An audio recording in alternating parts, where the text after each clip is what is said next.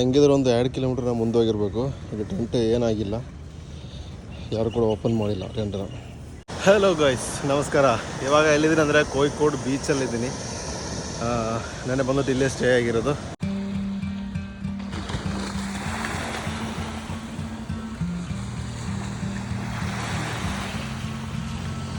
ಇಲ್ಲಿನ ಜನರು ಬೆಳಗ್ಗೆ ಖುಷಿಯಾಗಿ ಅವರವರ ಒಂದೊಂದು ಆ್ಯಕ್ಟಿವಿಟೀಸ್ ಮಾಡ್ತಾ ಇರ್ತಾರೆ. ಗುಂಪಾಗೂಟು ಮಾತಾಡಿಕೊಂಡು ಫನ್ ಆಗಿರ್ತಾರೆ ಇಲ್ಲಿ ಬೆಳಗ್ಗೆ. ಬೀಚ್ ಕೂಡ ತುಂಬ ನೀಟಾಗಿ ಕ್ಲೀನಾಗಿ ಮೇಂಟೈನ್ ಮಾಡ್ತಾರೆ ಇಲ್ಲಿಯ ಜನರು.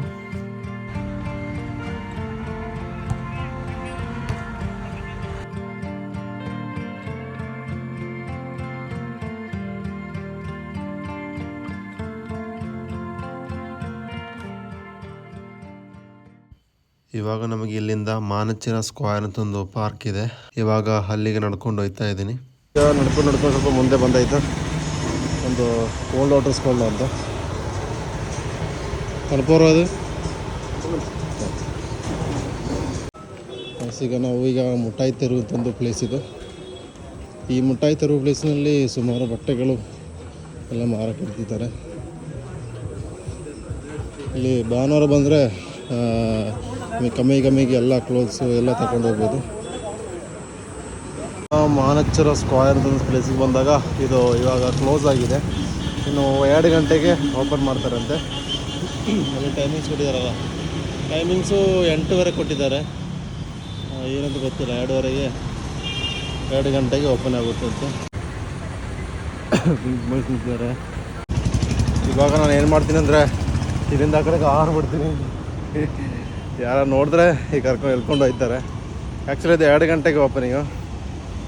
ಆ ಕಡೆ ದಾಟ್ಬಿಟ್ರೆ ಸೆಕ್ಯೂರಿಟಿ ಇದ್ದಾರಂತೆ. ನಮಗೆ ನೋಡಿ ಬರೋಣ. ಈ ಕಡೆ ದಾಟ್ಬಿಟ್ಟು ನೋಡಿ ದಾಟ್ಬೋದಲ್ಲ ಆ ಕಡೆಗೆ. ಇವಾಗ ಏನು ಮಾಡ್ತೀರಂದರೆ ಈ ಕಡೆ ದಾಟ್ಬಿಟ್ಟು ನಮ್ಮಲ್ಲೇ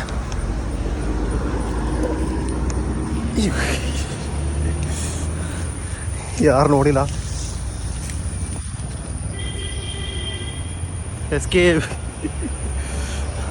ಆ ಕಡೆ ಸೆಕ್ಯೂರಿಟಿ ಇದ್ದಾರೆ, ಪೊಲೀಸ್ ಇದ್ದಾರೆ, ಯಾರು ನೋಡಿಲ್ಲ. ಅಂದರೆ 2 ಗಂಟೆ ತನಕ ಇಲ್ಲಿ ವೆಯ್ಟ್ ಮಾಡಬೇಕು. ಆಗಲ್ಲ. ಅಷ್ಟೊತ್ತಿಗೆ ನನಗೆ ಮಲಪ್ಪುರ ಡಿಸ್ಟಿಕ್ಗೆ ಹೋಗಬೇಕು. ನಮಗೆ ಮೆಲ್ಲ ನೋಡಿ ಬರೋಣ. ಇಲ್ಲೊಂದು ಸ್ಟ್ಯಾಚು ಇದೆ.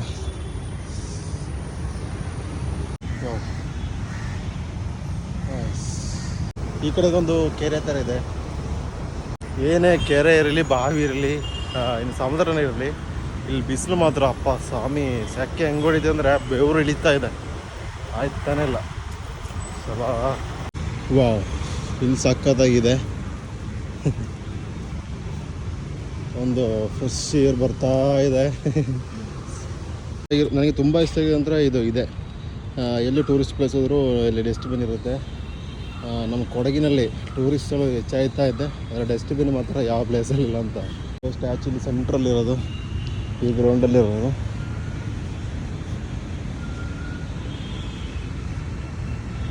ಇದು ನೋಡೋಕ್ಕೆ ಅಲ್ಲಿಂದ ಆರ್ಬಿಟ್ಟು ಬಂದಿರೋದು.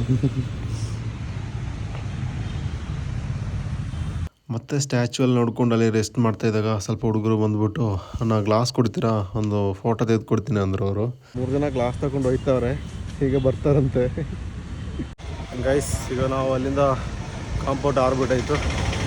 ಇನ್ನು ಇಲ್ಲಿಂದ ಮಲಪ್ಪುರ ಜಿಲ್ಲೆಗೆ ಹೋಗೋಣ.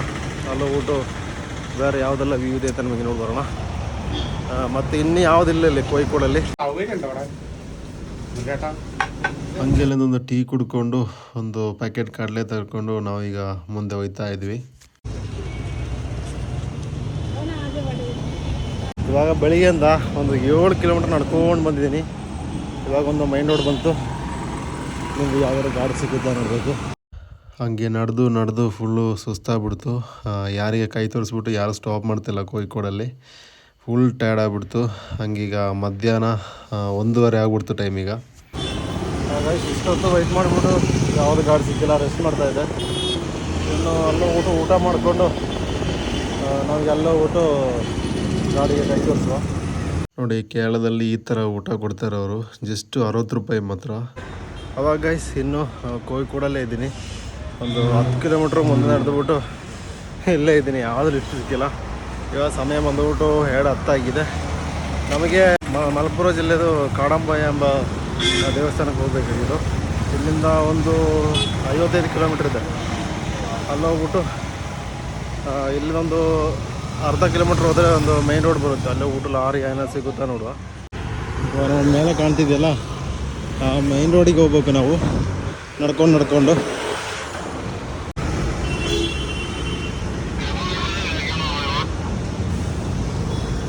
ಕೇರಳದಲ್ಲಿ ಲಿಫ್ಟ್ ಕೇಳೋದಾದ್ರೆ ಈ ಓಲ್ಡ್ ಪೀಪಲ್ ಇರ್ತಾರಲ್ಲ ಅವ್ರ ಜೊತೆ ಕೇಳಲೇಬಾರ್ದು.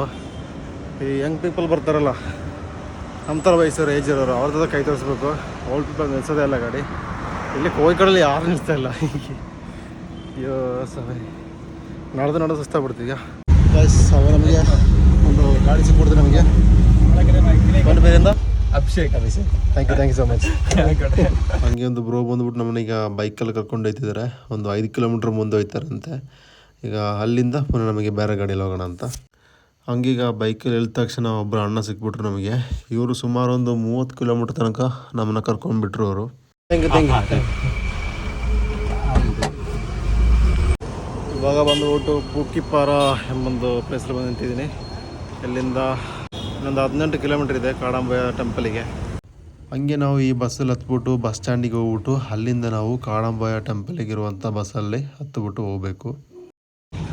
ಹಂಗೆ ಈಗ ನಾವು ಕಾಡಂಬಯ್ಯ ಬಸ್ ಸ್ಟ್ಯಾಂಡಿಗೆ ಬಂದು ರೀಚ್ ಆಯಿತು. ಇಲ್ಲಿಂದ ಒಂದು ಜಸ್ಟ್ ಒಂದು 300 ಮೀಟರ್ ನಡಿಬೇಕು. ಬನ್ನಿ ನಡ್ಕೊಂಡು ಹೋಗೋಣ. ಇವಾಗ ಫಸ್ಟ್ ಬಂದ್ಬಿಟ್ಟು ಒಂದು ಸ್ನಾನ ಮಾಡಿಕೊಂಡು ಮತ್ತೆ ನಮಗೆ ದೇವಸ್ಥಾನ ಇನ್ಸಿಡೆಂಟ್ ಹೋಗೋಣ ಅಂತ. ಇವಾಗ ಏನಂದರೆ ಕ್ಷೇತ್ರದೊಳಗೆ ಹೋಗ್ಬೇಕಂದ್ರೆ ಲುಂಗಿ ಹುಡ್ಕೋಬೇಕು ಮತ್ತು ಶರ್ಟ್ನ ಬಿಚ್ಚಬೇಕು. ನನ್ನ ಕೈ ಲುಂಗಿ ಇಲ್ಲ, ಅದಕ್ಕೆ ದೇವಸ್ಥಾನದ ಒಳಗೆ ಹೋಗೋಕ್ಕಾಗಲ್ಲ. ಔಟ್ಸೈಡಿಂದ ಕೈಯೆಲ್ಲ ಮುಗಿದ್ಬಿಟ್ಟು ಬರ್ಬೋದು, ಅದೀಗ ಅಂತಂದರೆ. ಆವಾಗ ನಮ್ಮ ಲಗೇಜ್ನೆಲ್ಲ ಲಾಕರ್ ರೂಮಲ್ಲಿ ಮಾಡಿಬಿಟ್ಟು ಹೋಗೋಣ.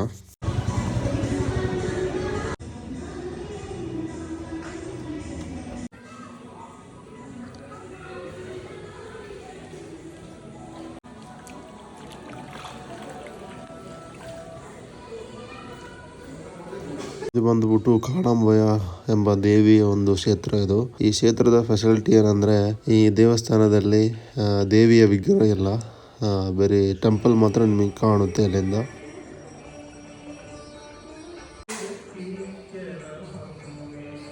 ಮತ್ತೆ ನಮ್ಮ ಪ್ರಾರ್ಥನೆ ಎಲ್ಲ ಮುಗಿದ ತಕ್ಷಣ ಇಲ್ಲೊಂದು ಪೆಟ್ರೋಲ್ ಪಂಪಲ್ಲಿ ಹೋಗ್ಬಿಟ್ಟು ಸ್ಟೇ ಕಾಣೋಣ ಅಂತ ಔಟ್ಸೈಡ್ಗೆ ಹೋದ ತಕ್ಷಣವೇ ಮಳೆ ಬಂದ್ಬಿಡ್ತು. ತುಂಬ ಜೋರಾಗಿ ಮಳೆ ಬಂದ್ಬಿಡ್ತು. ಮತ್ತು ನಾವು ಡಾರ್ಮೆಟ್ರಿ ಅಲ್ಲೇ ಬುಕ್ ಮಾಡಿದ್ವಿ. ಮಳೆ ಜೋರು ಬರ್ತಾ ಇದೆಯಾ, ಅದಕ್ಕಲ್ಲೇ ಡಾರ್ಮೆಟ್ರಿ ಬುಕ್ ಮಾಡಿದ್ದು. ಏನಿಲ್ಲ, ಜಸ್ಟ್ ಚಾಪ್ ಹಾಕಿ ಕೊಡ್ತಾರಂತ ಅಲ್ಲಿ ಮಲಗಬೇಕು ಅಂದರು. ನಾನು ಅಂದ್ಕೊಂಡೆ ಡಾರ್ಮೆಟ್ರಿ ಅಂದರೆ ಡಬಲ್ ಬೆಡ್ ಬರುತ್ತಲ್ಲ ಮೇಲೆ ಕೆಳಗೆ, ಹಂಗೆ ಅಂದ್ಕೊಂಡೆ. ಪರವಾಗಿಲ್ಲ, ಸೇಫಾಗಿ ಮಲಗ್ಬೋದಲ್ಲ. ಹಂಗೆ ನಾವು ಇನ್ಸೈಡ್ ಬಂದು ನೋಡಿದಾಗ ಪರವಾಗಿಲ್ಲ. ಇಲ್ಲಿ ಬೇಕಾದ್ರೆ ಕೆಳಗೆ ಮಲಗ್ಬೋದು, ಇಲ್ಲಾಂದರೆ ಟೇಬಲ್ ಮೇಲೆ ಮಲಗ್ಬೋದು.